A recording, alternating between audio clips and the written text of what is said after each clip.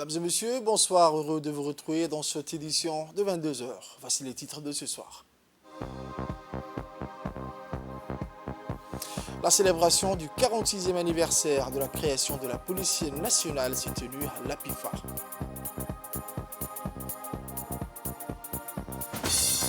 Pour l'actualité internationale, les réserves d'oxygène du Titan à un niveau critique. Merci encore, mesdames et messieurs, si vous nous rejoignez dans cette édition de 22 heures. Je vous le disais dans les titres, l'Académie de police Idriss Farah Abane a abrité hier la célébration du 46e anniversaire de la création de la police nationale.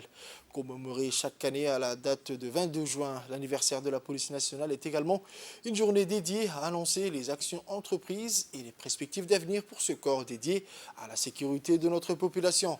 Après les forces armées djiboutiennes qui ont célébré le 6 juin dernier leur 46e anniversaire, c'était le tour de la police nationale de célébrer en grande pompe leurs anniversaires hier à l'académie de police Idriss Farah Abane située à Nagad.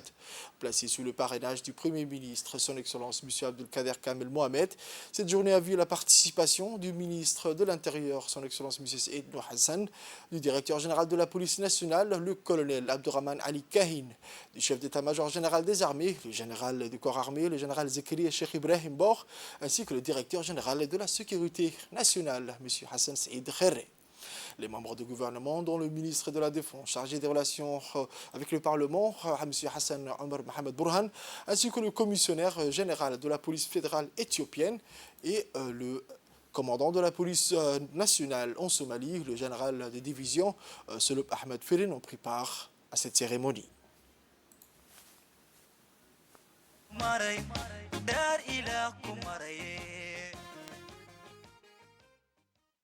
À l'occasion de la célébration du 46e anniversaire de la création de la police nationale, les différentes formations qui la composent vous rendent les honneurs.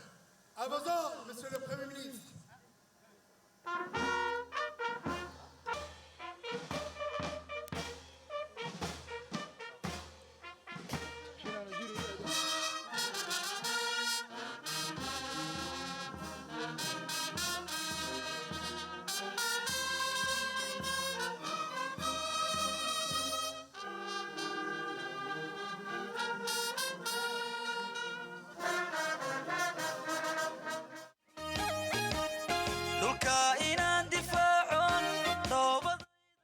Après l'accueil chaleureux réservé au Premier ministre et à l'ensemble des participants, le Premier ministre accompagné du ministre de l'Intérieur et du directeur général de la police nationale a effectué une revue des troupes. Cette cérémonie commémorant le 46e anniversaire de la police fut l'occasion pour le directeur général de la police nationale de présenter les réalisations et les perspectives d'avenir de la direction générale de la police nationale.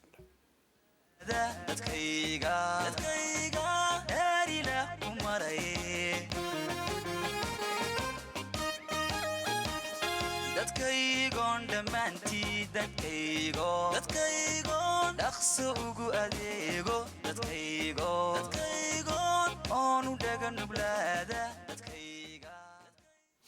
Dès les premières lueurs de l'aube, les différentes formations composées de la fanfare, du drapeau, de la formation féminine, de la brigade de la sécurité routière, de la police judiciaire, des raids de la brigade canine et équestre, d'une section des forces armées djiboutiennes en formation à l'APIFA, de formation des compagnies d'intervention, d'une section d'officiers de la police, d'une unité de la sécurité diplomatique ont été disposées. Cette cérémonie du 22 juin 2023 avait comme objectif de lancer un message fort à destination des policiers djiboutiens.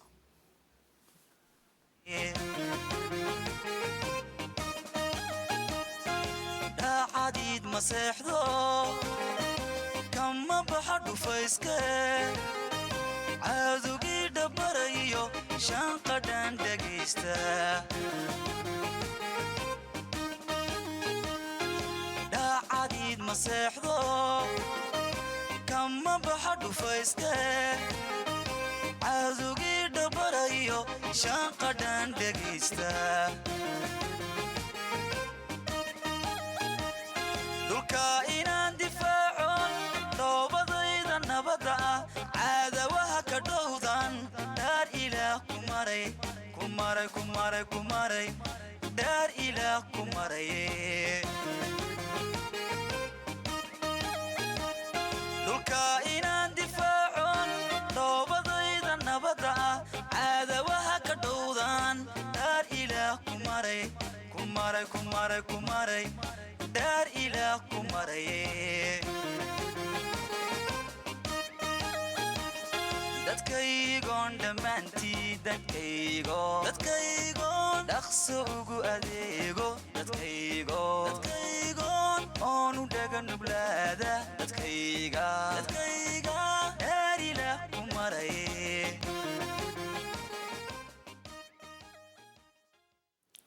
Ensuite, le directeur général de la police nationale a adressé un discours où il a mis l'accent sur le rôle de la police, garante de la paix et de la protection sociale. Cette cérémonie commémorant le 46e anniversaire de la police fut l'occasion pour le directeur général de la police de présenter les réalisations et les perspectives d'avenir de la direction générale de la police nationale. On écoute le colonel Abdurrahman Ali Kahin. C'est un jour de fête et de joie pour l'ensemble de la communauté policière djiboutienne. Mes pensées vont aussi pour nos frères d'armes qui nous ont quittés, qu'Allah les accepte dans ses paradis éternels. L'année dernière, vous m'avez soulevé vos attentes et vos préoccupations. 1300 sous-officiers gradés hommes de rang ont été promus. 72 officiers ont également bénéficié de cet avancement, soit un nombre total de 1450 policiers, ce qui représente les 2/3 de l'effectif de la police. Je sais que c'est encore insuffisant et beaucoup d'autres policiers attendent encore leur avancement réglementaire. Je souhaite résoudre le retard d'avancement accumulé au cours de longues périodes d'ici en 2025. Pour ce qui est de la tenue des policiers, ils ont également bénéficié d'un relooking pour soigner leurs images. Cependant, les nouvelles tenues de la brigade de la circulation routière vont être remplacées prochainement aussi. Dans le domaine de la formation à l'académie de police, en 2022, 1007 policiers ont bénéficié des stages de recyclage dans les différentes matières et 996 policiers dans le premier semestre de 2023. Observateurs aux Nations Unies, 180 policiers de forces mobiles d'intervention vont être déployés incessamment en Somalie dans le cadre de la mission ATMIS. 92 policiers et policières ont reçu en juin l'examen pour servir dans les différentes missions de l'ONU en qualité d'observateurs et seront déployés incessamment. Formation régionale. 160 policiers ont participé à des formations spécialisées dans la région telles que le Kenya, Ouganda, Tanzanie et l'Éthiopie. Formation internationale. 172 policiers et policières ont fait différents stages et séminaires. Un effort considérable a été consenti dans les ressources humaines, tant en avancement que la formation professionnelle. Les effets et résultats sont perceptibles déjà, car cela a énormément motivé l'ensemble du personnel et les rendements sont meilleurs. Début 2024, la direction de l'immigration sera dotée d'une nouvelle plateforme à production de passeports biométriques polycarbonate de la dernière génération et remplacera le système actuel qui est devenu obsolète et ne répondant plus aux normes internationales.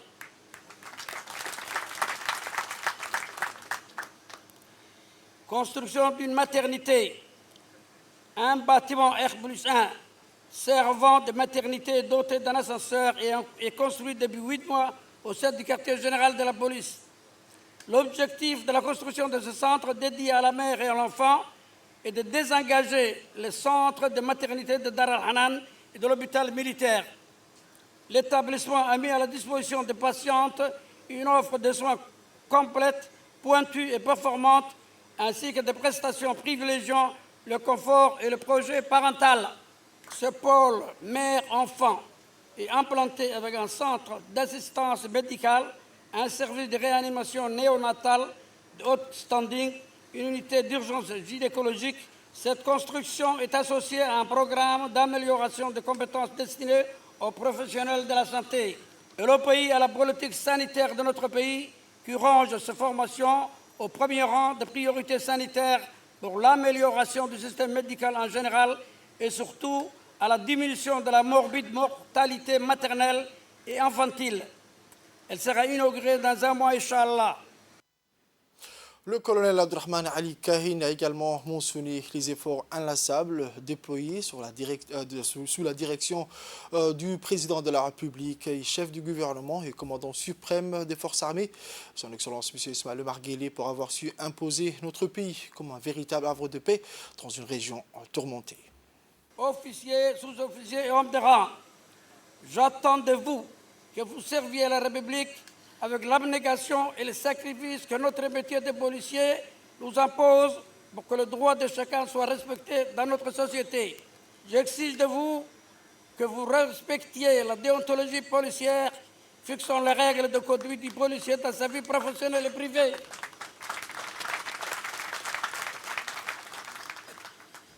J'exige de vous que vous soyez incorruptible dans l'exécution de votre tâche qui peut vous exposer à toute tentation de corruption. J'exige de vous que vous observiez un comportement digne dans l'exécution de votre travail qui nécessite un savoir-faire parfait et irréprochable. J'attends de vous que vous soyez à l'écoute de notre population, que nous sommes amenés à servir loyalement et qui attendent de nous une protection sans faille. J'entends de vous que nous rehaussions ensemble l'image de la police dans les servitudes qu'elle offre à son public.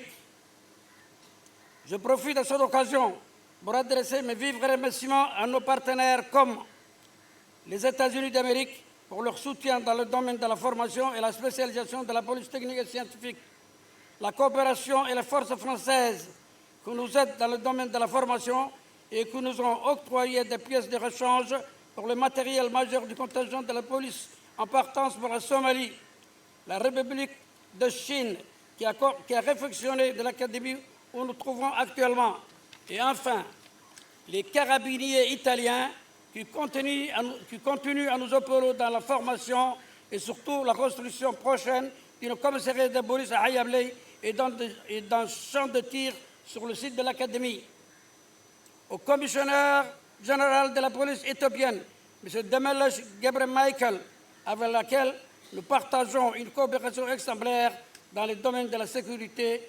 Une telle collaboration au niveau des pays membres de l'IGAD pourrait contribuer au renforcement de la paix et la stabilité de la sous-région. Et enfin, un hommage particulier à notre président, chef du gouvernement, son Excellence, Ismaël Omar Guelleh, à qui j'adresse à cette occasion mes remerciements distingués en mon nom et au nom du personnel de la police pour sa confiance, son support constant et permanent afin que la police devienne une force professionnelle et efficace dans ses actions de protection de l'ordre public. Au terme des discours officiels, le Premier ministre, toujours accompagné du ministre de l'Intérieur, du directeur général de la police nationale, le colonel Abdurrahman Ali Kahin, se sont déplacés à la stèle symbolisant le monument aux morts tombés au champ d'honneur pour déposer une gerbe de fleurs en hommage aux martyrs de la police nationale.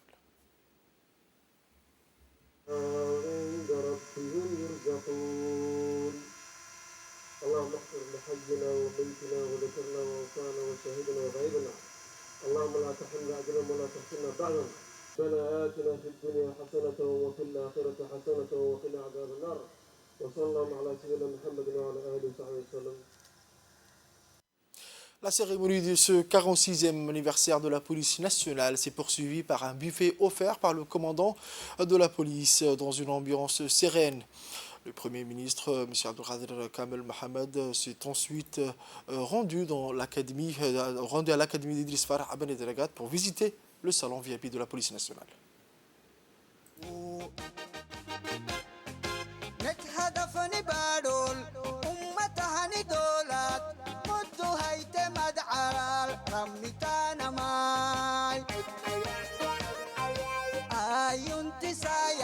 سلام دحرسانا ما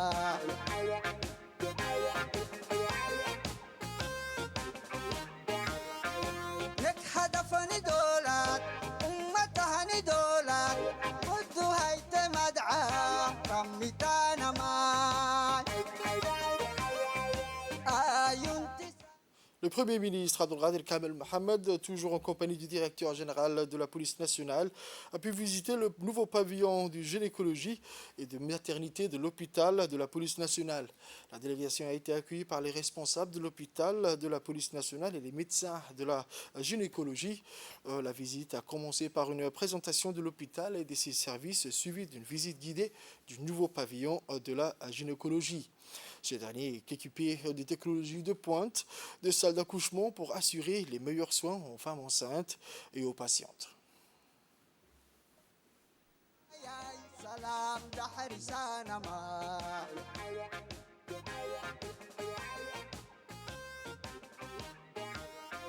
لك هدفني دولار أمتها دولار. Le Premier ministre, son Excellence M. Abdelkader Kamel Mohamed, s'est ensuite rendu a pu visiter le nouveau salon VIP de la police nationale. En effet, ce salon d'honneur a été complètement rénové pour accueillir les dignitaires qui seront de passage à l'Académie Idriss Farah Abane.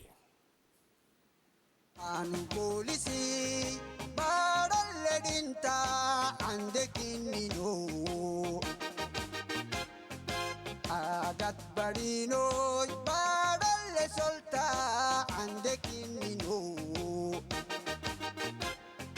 نك هدفني بارول أمتها دولات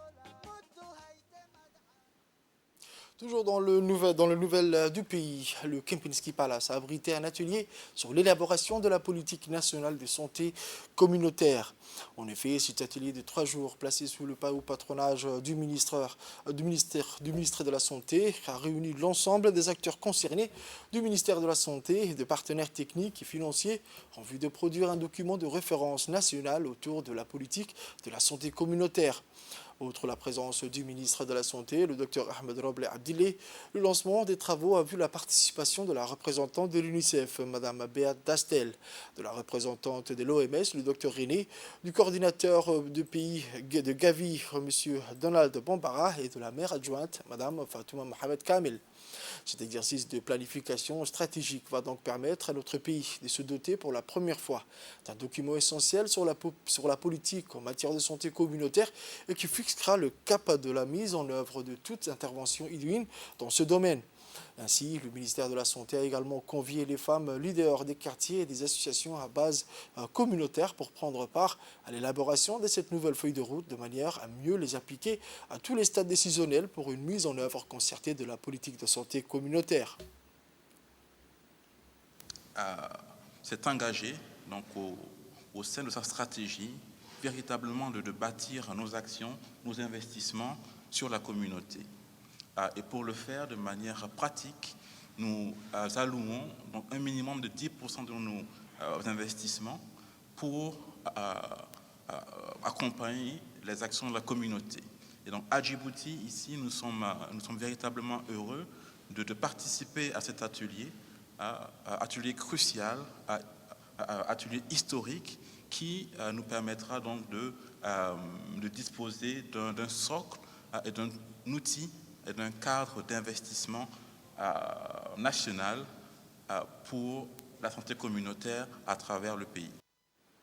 Dans leur allocution respective, les représentantes de l'UNICEF et de l'OMS ont salué cette initiative de mise en œuvre d'une politique efficiente axée sur l'approche communautaire à Djibouti. Les deux représentants onusiennes ont affirmé les disponibilités de leurs agences respectives pour accompagner les efforts déployés. On écoute.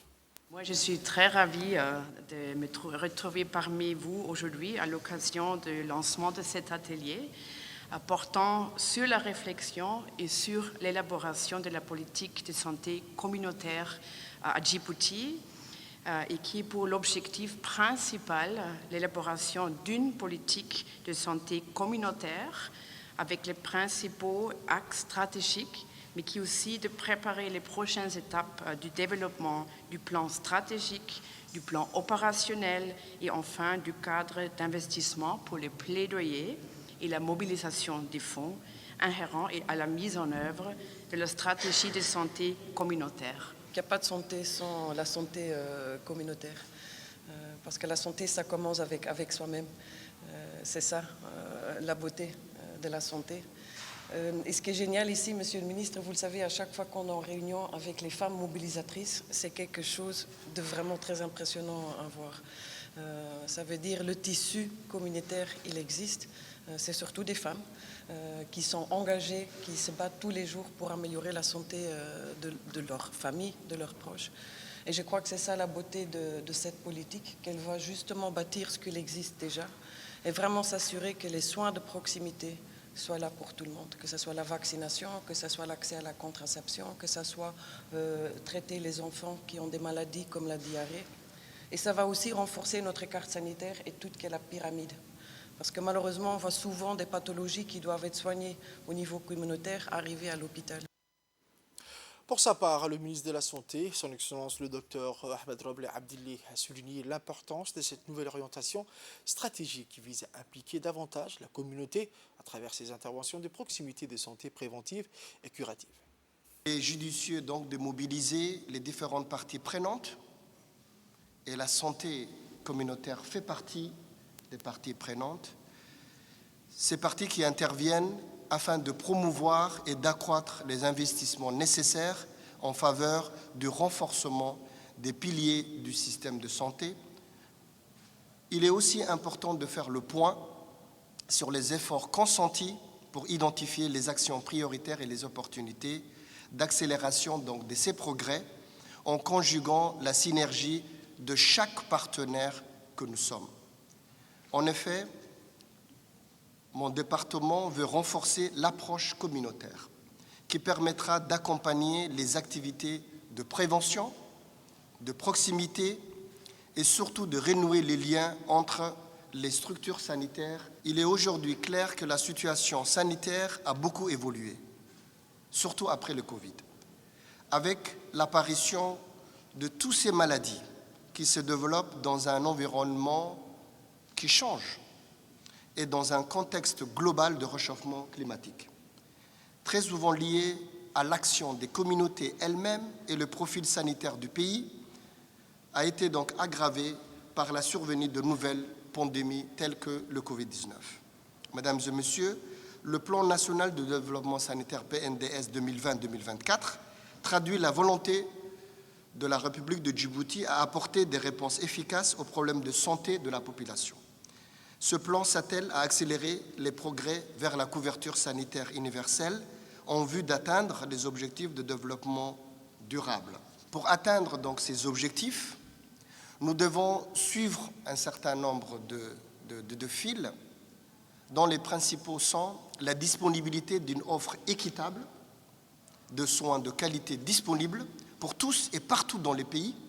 C'est la santé pour tous et partout, et qui répond aux besoins des populations.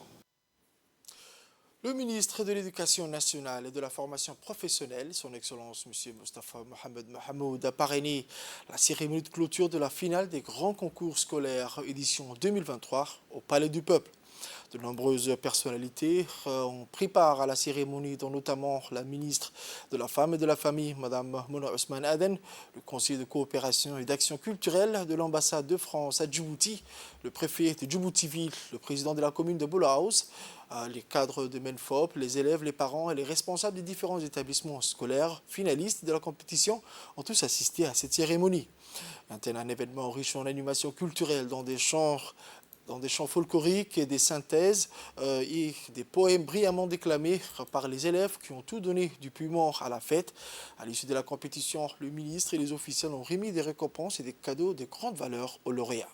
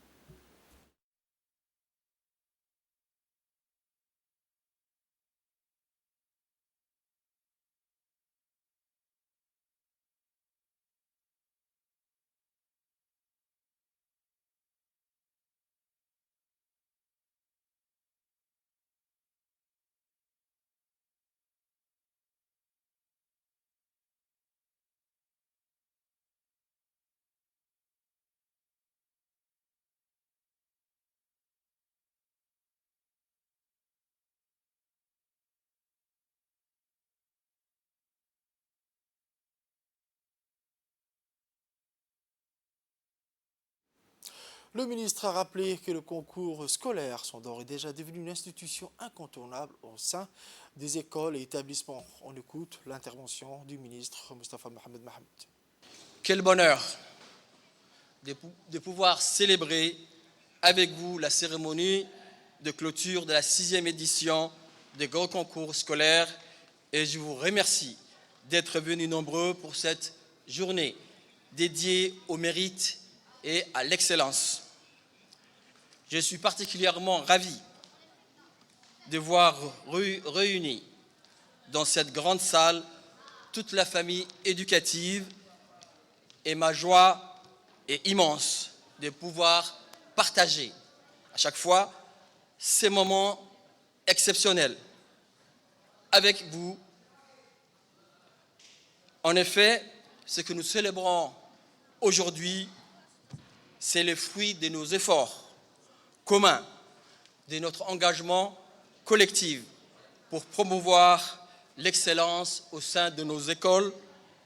Ce que nous célébrons aujourd'hui, c'est le couronnement d'efforts méritoires et des dépassements de soi de la part de nos brillants élèves.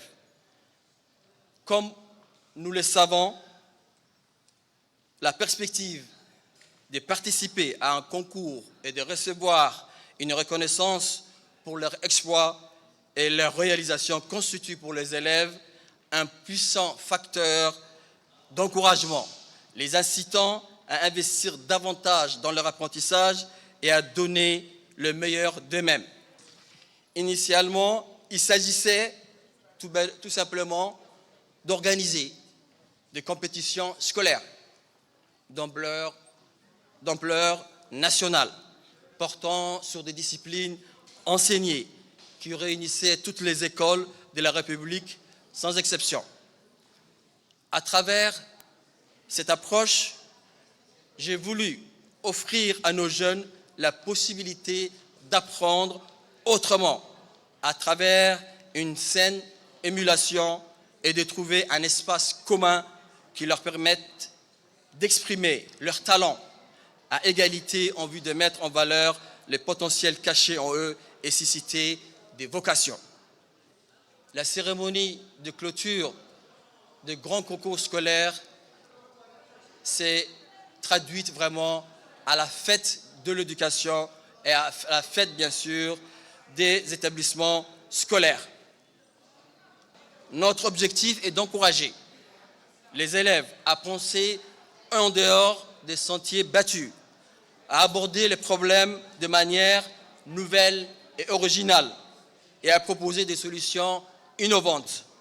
Vous avez certainement eu l'occasion de visiter tout à l'heure les stands dans le hall du Palais. Ces formidables expositions témoignent bien sûr de leur prodigieuse ingéniosité. Par ailleurs, il est notable de souligner que le succès retentissant des grands concours scolaires dépasse nos frontières. Nos élèves brillent dans les grands concours internationaux. Le succès remporté cette année au Cicéronade en une belle, bien sûr, illustration. Et à chaque fois que les lauréats de nos gros concours se présentent à des concours internationaux, ils sont primés. Soit ils sont aux troisième position, deuxième position, si ce n'est aux premières positions, au premier prix. Et nous sommes convaincus là-dessus que, bien sûr, nos jeunes lauréats sont à la hauteur des lauréats des autres pays et ils peuvent facilement, bien sûr, se mettre en compétition et parfois même gagner contre eux. Cette année, les lauréats ont particulièrement mérité leur récompense au niveau des difficultés des épreuves.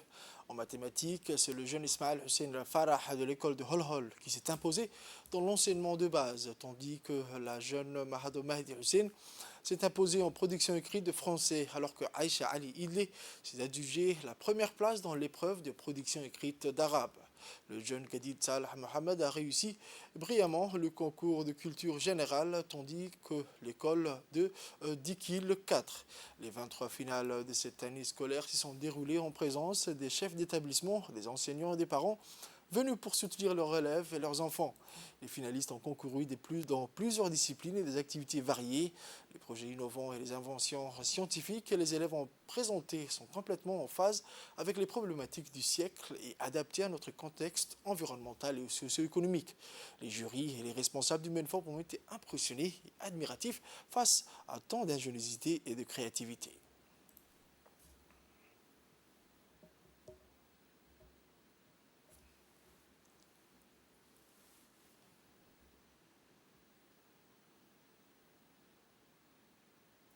Autre actualité de ce journal, le ministre de la Communication chargé des postes et des télécommunications, son Excellence M. Redouane Abdullahi Bahdon, a participé hier à la 53e session du Conseil des ministres arabes de l'information qui s'est tenue hier au Maroc, à Rabat. Le Conseil se réunissait ainsi après les sessions également tenues dans la capitale marocaine du Comité permanent des médias arabes et du bureau exécutif du Conseil des ministres. Le Conseil des ministres a approuvé les rapports et recommandations soumis par ces deux instances concernant les points revus à l'ordre du jour. Parmi les points adoptés figurait notamment la primauté que les médias arabes doivent accorder à la cause palestinienne. À cet égard, des mesures ont été adoptées pour assurer toute la visibilité requise à cette cause à laquelle tous sont attachés. Autre problématique abordée, le rôle des médias arabes dans la lutte contre le phénomène du terrorisme qui appelle à mettre en place une stratégie efficace ainsi qu'une feuille de route pour le développement durable jusqu'en 2030. Le Conseil s'est également penché sur les voies et méthodes d'encourager la qualité et l'excellence des médias professionnels et améliorer leurs capacités humaines et matérielles. Un site web a été lancé regroupant les médias de tous les pays membres de la Ligue arabe où seront diffusées les informations et actualités liées à ces pays. Le Conseil a aussi adopté la création de l'Institut arabe pour la paix dont la Libye arbitrera le siège. Enfin, le Conseil a convenu de tenir la prochaine réunion du Conseil des ministres arabes de l'information, soit la 100e session à Tripoli, en Libye. En marge de ces travaux du Conseil, M. Redouane Abdullahi Bahdon s'est entretenu avec le ministre marocain de la Jeunesse, de la Culture et de la Communication, M. Mohamed Mehdi. Avec son homologue du royaume chérifien, le ministre djiboutien de la Communication a évoqué un large éventail de questions d'intérêt commun aux deux pays. Les discussions se sont déroulées en présence de l'ambassadeur de la République de Djibouti au Royaume de Maroc, son Excellence M. Mohamed Dor Hersi. Présidée par l'honorable Sharmarke Moussa Arre, la Commission des finances, de l'économie générale et du plan a examiné les comptes financiers 2020 de l'aéroport international de Djibouti. Cette assise a vu la participation du ministre de l'Équipement et des Infrastructures, son Excellence M. Hassan Ahmed Ibrahim, accompagné des hauts responsables du dit établissement public. Au terme des discussions sur la conjoncture structurelle et financière de l'aéroport international de Djibouti, la commission en charge du contrôle parlementaire sur les deniers publics a transmis avec avis favorable à la prochaine séance publique.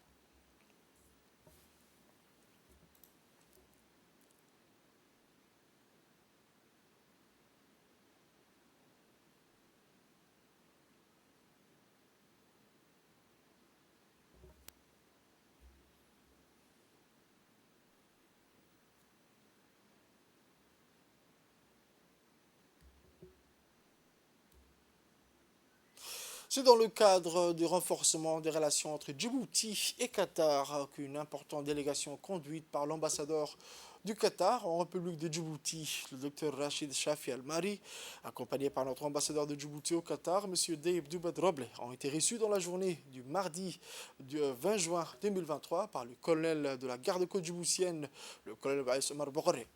Après l'accueil au salon de d'honneur, la délégation qatari en compagnie du colonel de la garde-côte, M. Aïs Omar Boghoré, et le responsable de l'agence du tourisme de Djibouti ont pris cap vers Il Moucha à bord du bateau. Cette visite a servi de cadre afin de montrer à la délégation qatari les potentialités d'investir dans le tourisme à Djibouti. La délégation qatari a admiré les plages, les eaux bleues turquoises de son beau lagon, ses mangroves, ses sites de plongée remarquables. Rappelons qu'il y a une volonté manifestée de la part des deux pays d'insuffler une dynamique nouvelle aux relations d'échange et de solidarité entre les deux pays et les deux peuples frères. Le président de la Commission nationale des droits de l'homme a participé à un atelier d'une grande importance organisé par l'autorité intergouvernementale pour le développement à Mombasa, au Kenya, du 21 au 23 juin. Cet atelier avait pour objectif de valider les statuts du réseau des institutions nationales des droits de l'homme de l'IGAD. Une fois les commissaires des droits de l'homme des pays membres de l'IGAD auront terminé leurs travaux, ce réseau sera officiellement établi. Le secrétaire exécutif de l'IGAD, qui a récemment été reconduit lors du sommet des chefs d'État dans notre pays, devrait participer à la clôture de cet important atelier consacré à la création du réseau de l'INDH de l'IGAD.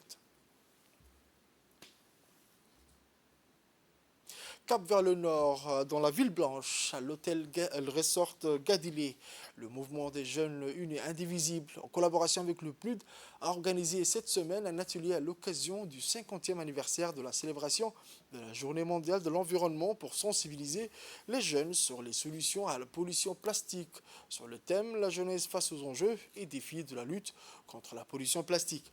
L'atelier s'est déroulé en présence du président du mouvement des jeunes unis indivisibles, M. Ahmed Mogola, du sous-préfet, M. Habib Djilani, du vice-président du conseil régional de Tadjoura, M. Abdelkader Omar Abdallah, les représentantes du PNUD, Mme Hibo et Mme Salma. L'objectif de cet atelier était de sensibiliser les jeunes aux effets néfastes des déchets plastiques et aux différentes solutions disponibles pour lutter contre la pollution plastique et la culture du jetable à être à l'avant-garde de la protection de l'environnement et qui étaient très édifiés par les leçons apprises qui leur ont permis de surmonter leur ignorance et les mouvements des jeunes unis indivisibles avant de promettre de mettre en pratique toutes les informations qu'ils ont apprises. Les jeunes ont également profité de l'occasion pour formuler un certain nombre de recommandations pour lutter contre la pollution plastique. La propagation du paludisme entrave la circulation des eaux et dégrade nos voies de communication. Je vous invite de sensibiliser les commerçants et les habitants de votre quartier et de votre région au problème des produits plastiques, usage unique, de les inciter à changer leurs habitudes et mentalités pour moins polluer et de dire tous ensemble stop à la pollution plastique. Voici la réaction de la représentante du PNUD. On écoute. Le thème en tout cas principal qui a été retenu, c'est la pollution plastique. Comment est-ce que nous pouvons combattre le plastique? Je voulais également vous rappeler le rôle que les jeunes en tout cas peuvent jouer dans la sensibilisation, comme l'a dit le président de l'association, dans le rôle que les jeunes peuvent véhiculer comme message pour pouvoir justement lutter contre le plastique. C'est à vous un petit peu les jeunes de pouvoir rappeler aux autres aussi également que jeter le plastique, ce n'est pas anodin, que derrière ce geste-là, bien entendu, ça a quelque part un impact derrière. Je vais également peut-être rappeler un petit peu le rôle un petit peu du PNUD dans cette initiative. Donc le PNUD soutient la société civile qui est également un bras important de tout ce qui est environnement, donc qui peut relayer l'information. Donc c'est très important également de décentraliser cette question du plastique et de pouvoir la ramener un petit peu dans toutes les régions. Donc notamment aujourd'hui nous sommes à Tadjoura. On revient vers le sud du pays, dans la région de l'Unité, à Dikil, où la deuxième édition des Jeux d'été a été célébrée en grande pompe dans la région de Dikil. La manifestation a eu lieu devant la préfecture où les habitants de tous âges ont pu profiter de différentes activités ludiques et sportives. Les jeux traditionnels ont également été présentés au public qui a pu découvrir et s'initier à ces jeux typiques de la région. Le football, le volley, le handball et la pétanque ont également été au rendez-vous sur le terrain. La cérémonie a été marquée par la présence de plusieurs responsables du secrétariat d'État chargé des sports qui ont honoré l'événement de leur présence. Il s'agissait du directeur général adjoint de l'ANPS, M.